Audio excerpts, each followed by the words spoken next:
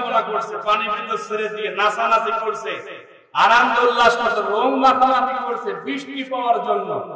অথচ বৃষ্টি পাওয়ার জন্য কি করতে হবে, কোন পন্থা অবলম্বন করতে হবে, বিশ্ব নবী আজ থেকে 1450 বছর আগে জানিয়ে দিয়েছে। কথা বলতে এই প্রচন্ড গরমের ভিতরে সারা জেলায় জেলায় উপজেলায় ইস্তিসকার নামাজ হচ্ছে, আল্লাহ তাআলাকে দোয়া করছে, প্রার্থনা করছে একটু বৃষ্টির জন্য। কথা বলেন ঠিক কি?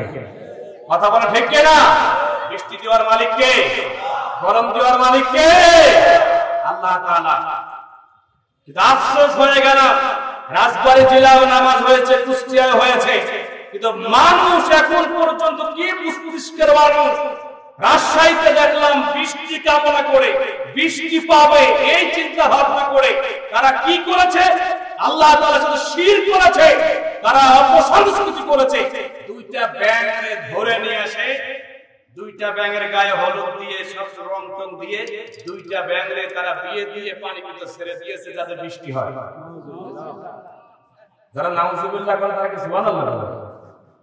যারা করে নাউজুবিল্লাহ, ব্যাঙরে বিয়ে দিয়ে তারা বৃষ্টি কামনা করছে, পানি ভিতর ছেড়ে দিয়ে নাচানাচি করছে, আনন্দ উল্লাস করছে, রং মাখামাখি করছে বৃষ্টি পাওয়ার জন্য।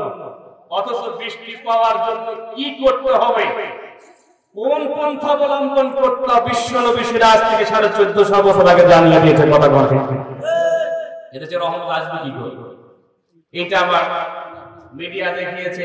ওখানে রাজশাহী দেখলাম বানেশ্বর অনেক মানুষ উপস্থিত হয়েছে এই ব্যাঙ বিয়ে দিয়া। আরে আফসোস, চিন্তা করলাম তারা আবার বলছে যে আমরা ব্যাঙ বিয়ে দিয়ে যাতে আল্লাহ বৃষ্টি দেয়, আমরা এই জন্য এটা করেছি। নাউজুবিল্লাহ। ব্যাঙের বিয়ে দিয়ে কি বৃষ্টি আনা যাবে? কথা বল, বৃষ্টি আনা যাবে? বন্ধুরা আমার, আমার তো মনে হয় এই যে বৃষ্টি হচ্ছে না, এই যে গজব, এই যে আযাব, এই যে রোদ, এই যে রোদে পুড়ে যাচ্ছি, রাস্তাগুলা পিচ মাটি উঠে যাচ্ছে, হাঁটা যাচ্ছে না, ডিম ভেজে খাওয়া যাচ্ছে, অনেক মানুষ মারা যাচ্ছে, বাচ্চাগুলা খুব কষ্টে আছে। এটা তো মনে করে আমাদের দুই হাতের কামাই। কথা বলেন ঠিক কিনা? মুসলমান কথা বলে ঠিক কিনা? এই মুসলমান মুখে বলে এক কথা, মাইকের সামনে এক কথা, চেয়ারে বসে বলে এক কথা, মাইকের সামনে থেকে সরে গিয়ে ক্যামেরার আড়ালে যায় আর এক কথা বলে। কথা বলে ঠিক কিনা? কথা বলে ঠিক কিনা? এই মুসলমান সুদ খায়, ঘুষ খায়, জিনা করে, ব্যভিচার করে, জুলুম করে, অত্যাচার করে, কত কিছু করে, আবার মসজিদে দাঁড়িয়ে দাঁড়িয়ে বড় বড় কথা বলে। মনে হয় ওনার চাইতে বড় আল্লাহর ওলি মনে হয় বাংলাদেশে আর কি। কথা বল। এজন্য এই গজব থেকে বাঁচার জন্য আমাদেরকে পরিশুদ্ধ হতে হবে, এই গজব থেকে বাঁচার জন্য আমাদেরকে পরিবর্তন হতে হবে। শুধু মুসলমান নাম থাকলে হবে না, আল্লাহ তাআলা যে বিধান দিয়েছেন, যে কোরআন দিয়েছেন, রাসূলের সুন্নাহ রয়েছে, সুন্নাহ অনুযায়ী আমাদের জীবন যাপন করতে হবে।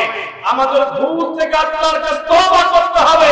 আগামী দিন কেমন করে চলা যায়, কোন পথে চললে ইসলামটাকে হাইলাইট করা যায়, ইসলামটা প্রতিষ্ঠা করা যায়, এদেশে রান্নাঘর থেকে শুরু করে গণভবন পর্যন্ত, ইউনিয়ন পরিষদ থেকে শুরু করে সংসদ ভবন পর্যন্ত ইসলাম প্রতিষ্ঠা করা যায়, আল্লাহর দ্বীন কায়েম করা যায়, আল্লাহর শাসন ব্যবস্থা বাস্তবায়ন করা যায়।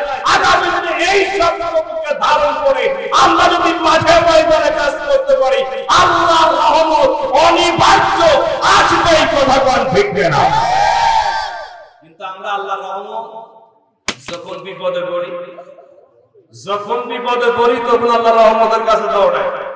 এই যে এখন বিপদে কত মানুষ বন্ধু, হুজুর আসুন না একটু নামাজ পড়ি। আর বেটা যে আমারে ফোন দিয়ে কয় আসেন ইস্তিখার নামাজ পড়ি, তারে জিজ্ঞাসা করি ফজরের নামাজ পড়েছেন? না হুজুর ভাই, কথা কয় ফজর পড়ি না, ইশা পড়ি না, যোহর পড়ি না, মাগরিব পড়ি না, এখন কোন আমাদের কাছে যায় নাই, বিড়ি সিগারেট খায়, রোদে পড়ে যাচ্ছে, এখন তোমার নামাজের কথা মনে পড়েছে। আগে তুমি পরিবর্তন হও, আগে তুমি সংশোধন হও। ইস্তিখার নামাজ লাগবে না, 5 ওয়াক্ত নামাজ শুরু করে দেন, জামাত শুরু করে দেন, নিজের ইবাদতগুলো শুরু করে দেন, আল্লাহ যে বিধান দিয়েছেন বিধান অনুসরণ করা শুরু করে দেন, আল্লাহর রহমত এমনি চলে আসবে। কথা বলেন ঠিক? কথা বলে ঠিক না? আল্লাহ তাআলা আমাদের সুস্থ দান করুন। সুবহানাল্লাহ, আমিন।